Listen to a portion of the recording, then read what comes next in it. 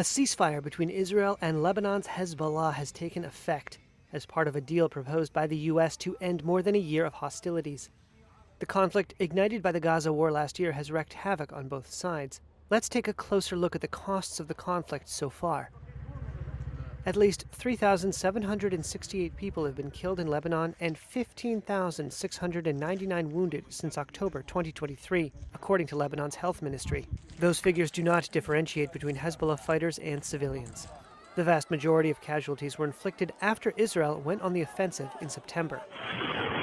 Hezbollah strikes have killed 45 civilians in northern Israel and the Israeli-occupied Golan Heights. Israeli authorities said at least 73 Israeli soldiers have been killed in northern Israel, the Golan Heights, and in combat in southern Lebanon. Over 886,000 people have been displaced within Lebanon, according to the International Organization for Migration and the UN Refugee Agency. UNHCR data shows that over 540,000 people have fled Lebanon to Syria since the war started. In Israel, some 60,000 people evacuated their homes in the north. Houses and buildings in both Lebanon and Israel have been destroyed.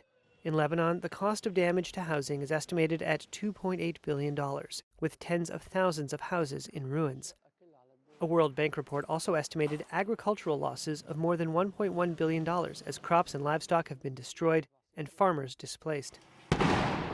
In Israel, authorities estimate property damage to be at least $273 million. The bulk of the damage in Israel has been inflicted in areas adjacent to the Lebanese border, pummeled by Hezbollah rockets. A preliminary World Bank estimate has put the damage and losses in Lebanon at $8.5 billion. Lebanon's GDP is also projected to contract by 5.7% in 2024.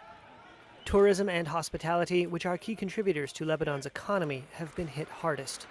For Israel, the conflict with the Iran-backed group has compounded the economic impact of the war in Gaza. The budget deficit has surged and prompted all three major credit rating agencies to downgrade Israel's rating this year. The conflict has also exacerbated supply chain disruptions and driven up inflation.